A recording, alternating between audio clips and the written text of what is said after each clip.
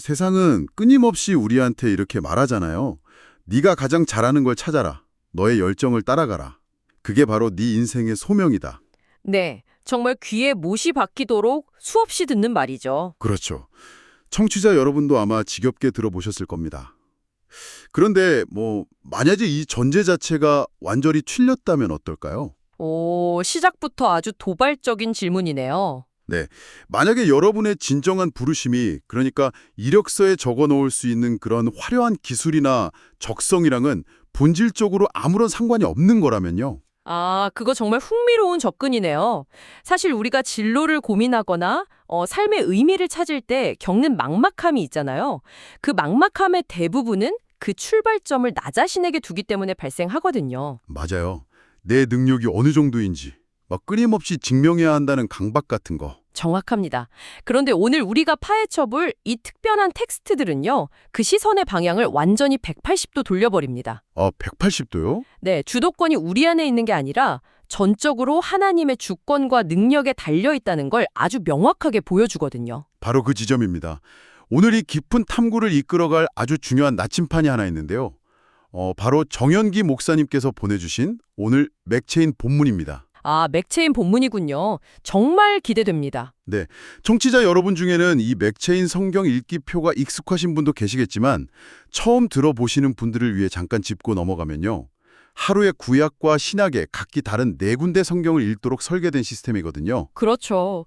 겉보기엔 시대나 장르가 전혀 다른 파편들 같아 보일 수 있어요. 맞아요. 근데 이것들을 나란히 놓고 보면 성경 전체를 관통하는 그 거대한 퍼즐이 맞춰진다는 거죠. 네, 그래서 오늘 우리가 받은 4개의 퍼즐 조각이 구체적으로 어떤 본문들이죠?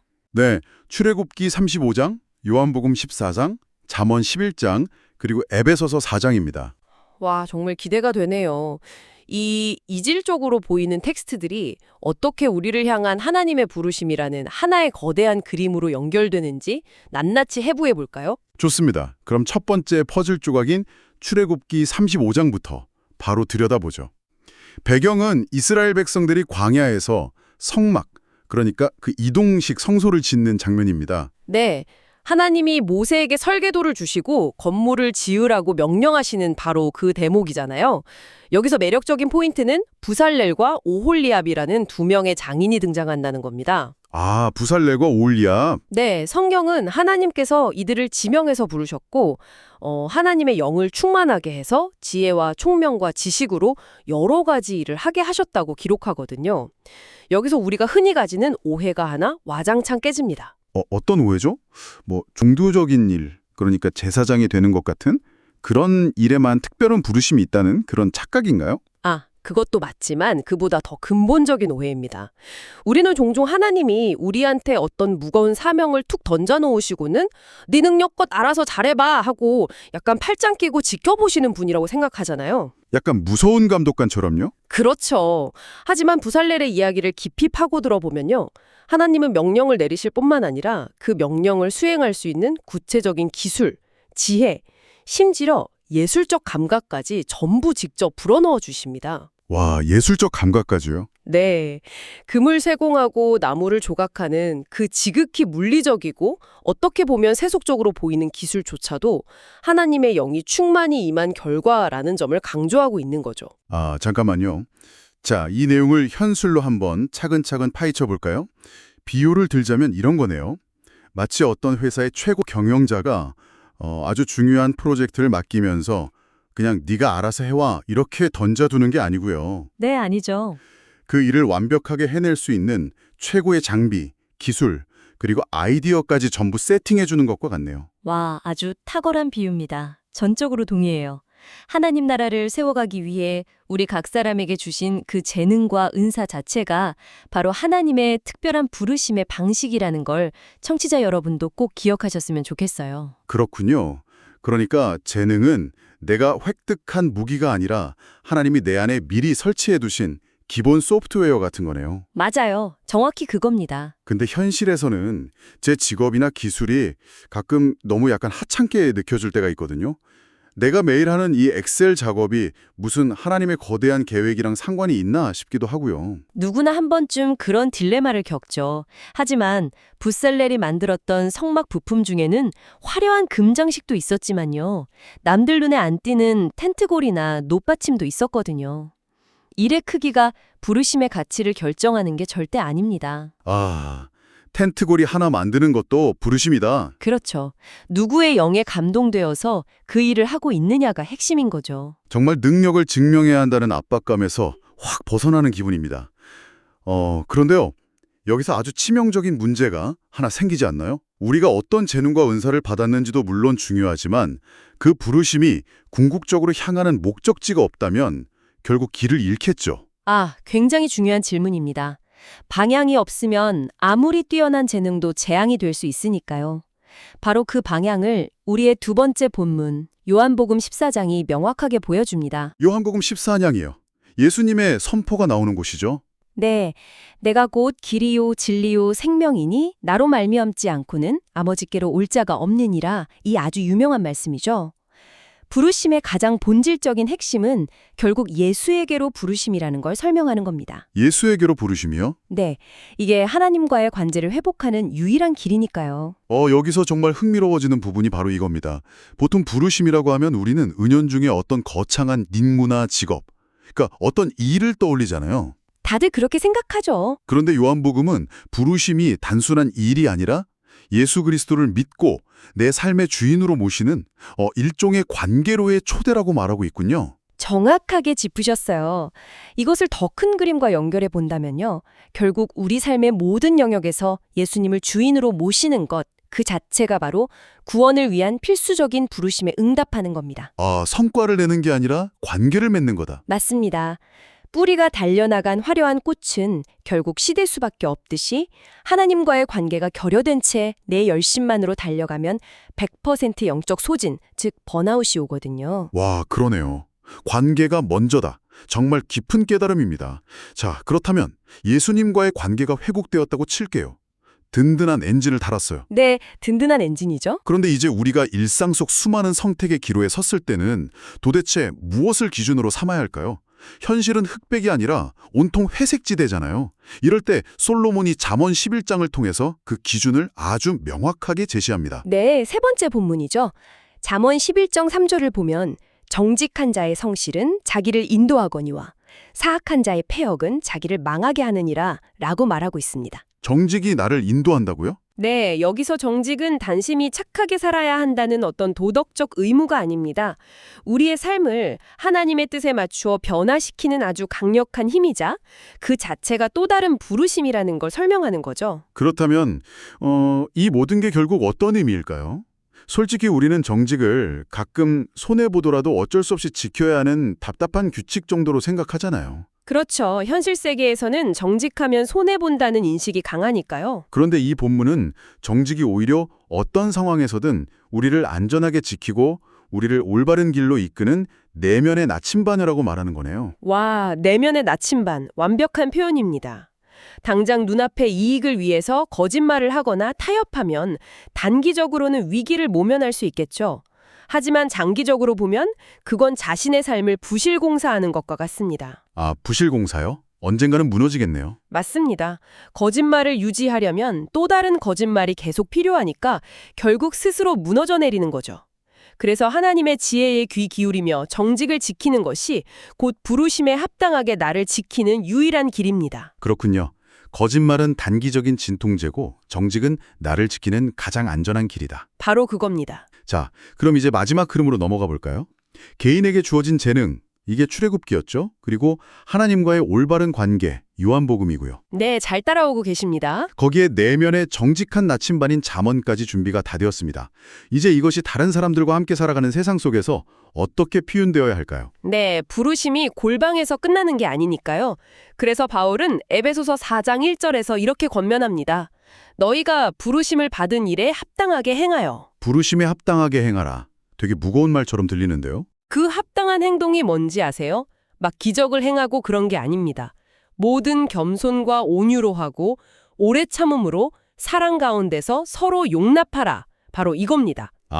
겸손, 온유, 오래 참음, 용납. 네, 나와 안 맞는 사람, 날 불편하게 하는 사람을 사랑 안에서 서로 용납하는 그 태도 자체가 바로 부르심에 합당한 삶이라는 걸 바울은 나누고 있는 거예요. 와, 단애들은 너무 따뜻한데 막상 일터에서 얄미운 동료나 툭하면 선을 넘는 사람들을 사랑으로 용납하려고 하면 이거 정말 피가 거꾸로 솟는 일 아닌가요? 하하, 맞습니다. 맨정신으로는 정말 어렵죠.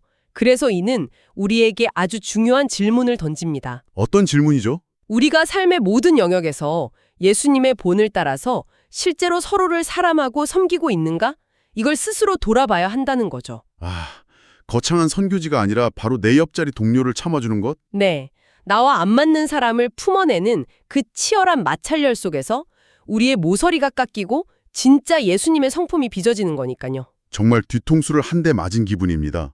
너무 소박해서 오히려 더 숨이 막히는 진짜 지독하게 현실적인 부르심이네요. 그게 바로 복음의 역설이자 능력이죠. 자, 오늘 다룬 4가지 본문을 한번 쭉 아우르면서 정리를 해보겠습니다.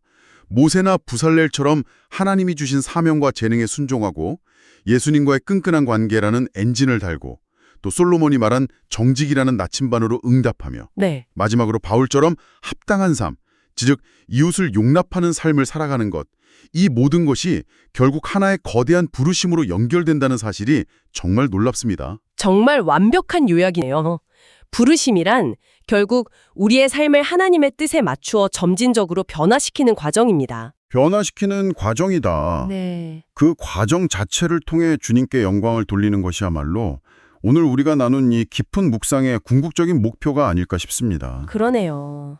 여러분, 오늘 탐구를 마무리하면서 여러분을 향해 여운이 길게 남는 질문을 하나 던지고 싶습니다. 네, 어떤 질문일지 기대되네요. 우리는 흔히 내 인생을 향한 특별한 부르심이 대체 무엇일까? 어떤 거창한 직업이나 사명을 찾아야 할까? 하면서 막 조급해하고 스트레스를 받잖아요. 네, 저 멀리 있는 신기루를 쫓느라 오늘을 낭비하기도 하죠. 그런데 오늘 정영기 목사님께서 보내주신 본문들을 가만히 보면 이런 생각이 듭니다. 어쩌면 진정한 부르심이란 내일 내가 어떤 자리에 있어야 하는가? 이게 아닌 것 같아요. 오, 그럼 뭐죠? 오늘 지금 내게 주어진 이 평범한 자리에서 내가 얼마나 정직하게 살아가고 있는가? 내 곁에 있는 까다로운 이웃을 얼마나 사랑하며 용납하고 있는가? 그리고 무엇보다 예수님과의 관계에 오늘 얼마나 충실하게 반응하고 있는가? 와, 정말 본질을 찌르는 통찰입니다. 미래의 거창한 일보다 지금 이 순간의 태도가 진짜 부르심이라는 거네요. 맞습니다. 청취자 여러분, 당장 오늘 겪어내야 할 평범하고 치열한 일상 속에서 여러분만의 부르심을 새롭게 발견하시기를 바랍니다. 그 작은 순종들이 모여서 가장 빛나는 하나님의 그림이 완성될 테니까요. 오늘 기쁜 대화면 여기서 훈훈하게 마무리하겠습니다. 네, 여러분의 일상이 부르심의 현장이 되기를 응원합니다. 다음 시간에도 더 깊고 흥미로운 탐구로 돌아오겠습니다. 함께해 주셔서 감사합니다.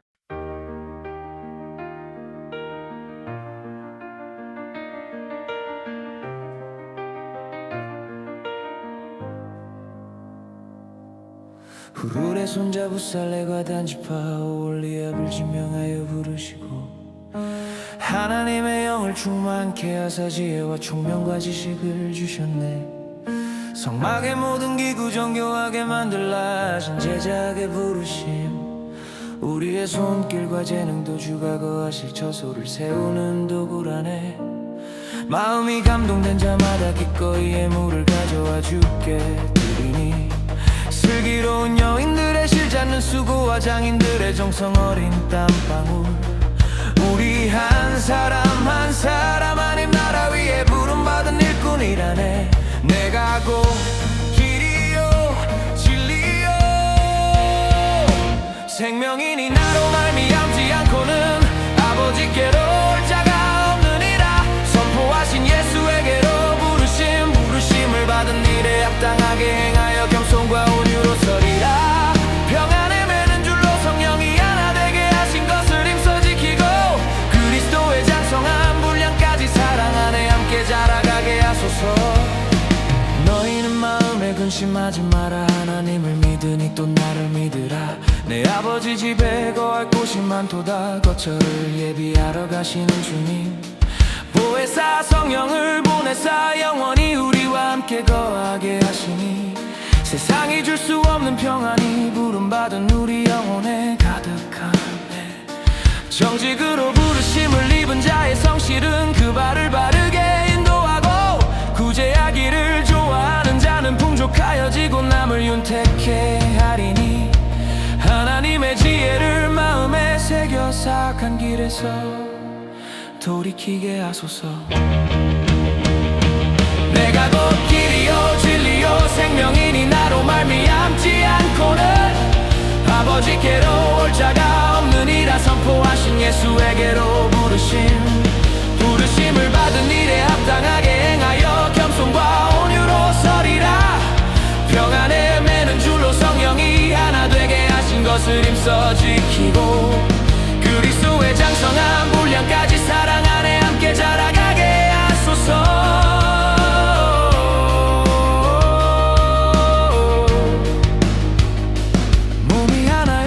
성령도 한 분이시니 소망의 한 부르심을 입었도다. 주도 한 분이요 믿음도 하나요 세례도 하나요 하나님도 한 분이시니 각 사람에게 그리스도의 선물의 분량대로 은혜를 주셨나니 어떤 사람은 사도로 목사로 교사로 부르사 성도를 온전케 하며 봉사의 일을 하게 하며 그리스도의 몸을 세우려 하심이라. 거짓을 버리고 참된 것을 말하며 옛사람을 벗어던지라. 하나님의 성령을 근심하게 하지 마라. 구원의 날까지 인치셨으니 모든 악독과 노함과 비방을 버리고 서로 친절하게 대하라. 하나님이 그리스도 안에서 우리를 용서하심같이 서로 용납하며 마음의 눈을 밝혀 부르심의 소망이 무엇인지 알게 하소서. 우리를 부르신 거룩한 뜻을 따라 날마다 새롭게 변화되어 빛의 자녀들처럼 착함과 의로움과 진실함의 열매 맺게 하소서. 불사백처럼 은사를 다해 주의 거룩한 성막을 지어가고 길과 진리 되신 예수님 품 안에서 하나님 아버지를 만나며 잠언의 말씀 따라 정직한 성실로 자기를 지켜 인도하고 바울의 권면 따라 부르심에 합당한 삶의 열매 맺으리. 우리를 부르신 주님께 영광 돌리며 오늘을 살게 하소서.